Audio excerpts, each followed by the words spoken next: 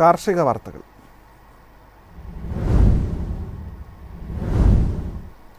വിവിധ ഇനം കുരുമുളകുകളുടെ വില ക്വിൻ്റലിന് 300 രൂപയോളം ഇടിഞ്ഞു.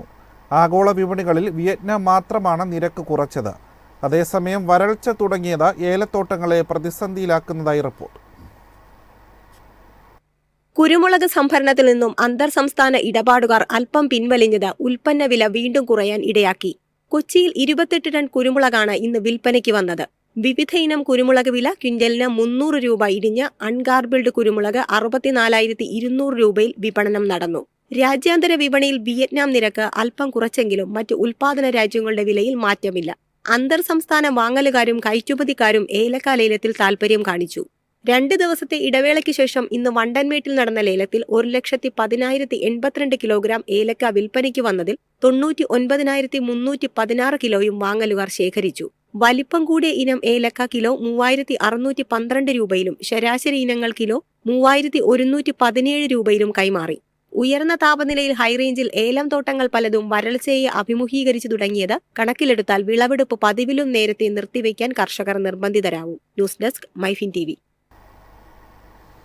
കഴിഞ്ഞ ഏതാനും മാസങ്ങളായി ചുക്ക് വില മാറ്റമില്ലാതെ തുടരുന്നു. ശൈത്യകാലത്തെ ഉത്തരേന്ത്യൻ ഡിമാൻഡ് ഉയരാഞ്ഞതാണ് കാരണം. ആഗോള ഉൽപാദന രാജ്യങ്ങൾ മഴപ്പിടിയിലായത് റബ്ബറിനെ സമ്മർദ്ദത്തിലാക്കി. ചുക്കുവില ഏതാനും മാസങ്ങളായി മാറ്റമില്ലാതെ തുടരുന്നു. ശൈത്യകാലത്ത് ഉത്തരേന്ത്യൻ ഡിമാൻഡ് ഉയരാഞ്ഞത് സ്റ്റോക്കിസ്റ്റുകളുടെ കണക്കുകൂട്ടലുകൾ തെറ്റിച്ചു. ഇതിനിടയിൽ വിവിധ സംസ്ഥാനങ്ങളിൽ ഇഞ്ചി കൃഷി വ്യാപിച്ചത് പച്ച ഇഞ്ചി വില കുറയാൻ ഇടയാക്കി. കൊച്ചിയിൽ ചുക്ക് 32,500, 35,000 രൂപയിലാണ്. വൈകാതെ ഗൾഫ് മേഖലയിൽ നിന്നും ചുക്കിന്റെ നോയമ്പുകാല ഓർഡറുകൾ എത്തുമെന്ന നിഗമനത്തിലാണ് കയറ്റുമതിക്കാർ. നാളികേരോൽപ്പന്നങ്ങളുടെ വില ഉയർന്നു. കാർഷിക മേഖലകളിൽ നിന്നും പച്ചത്തേങ്ങയുടെ ലഭ്യത മില്ലുകാരുടെ കണക്കുകൂട്ടലിനൊത്ത് ഉയർന്നില്ല. കാങ്കയത്ത് വെളിച്ചെണ്ണ ക്വിൻ്റലിന് 200 രൂപയും കൊച്ചിയിൽ 100 രൂപയും ഉയർന്നു.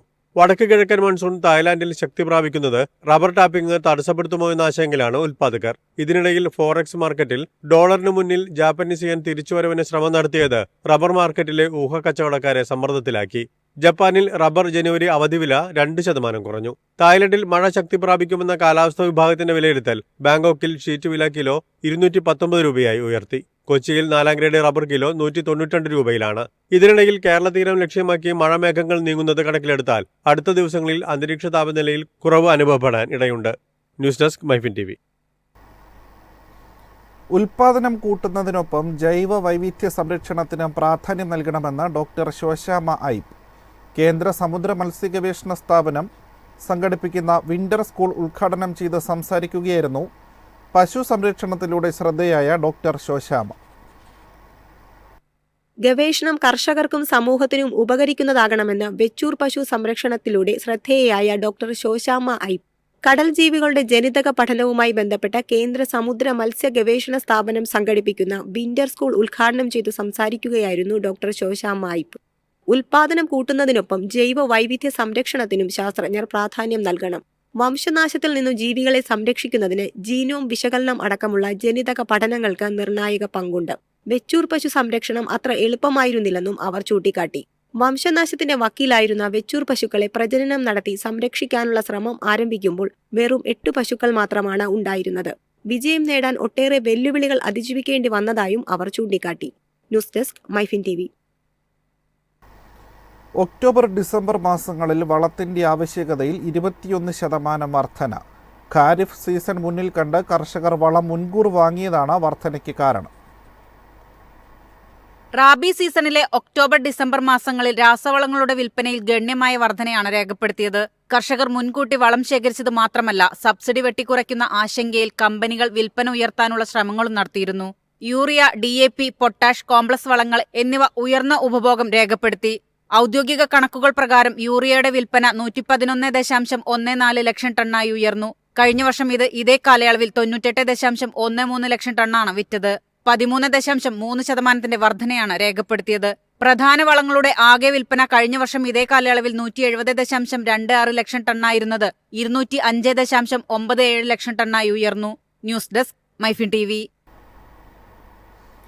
പഞ്ചസാര ഉൽപാദനത്തിൽ ഇടിവ്. പ്രധാന പഞ്ചസാര ഉൽപാദന സംസ്ഥാനങ്ങളായ ഉത്തർപ്രദേശ്, മഹാരാഷ്ട്ര, കർണാടക എന്നിവിടങ്ങളിലെ ഉൽപാദന ഇടിവാണ് ദേശീയ തലത്തിൽ പ്രതിഫലിച്ചത്.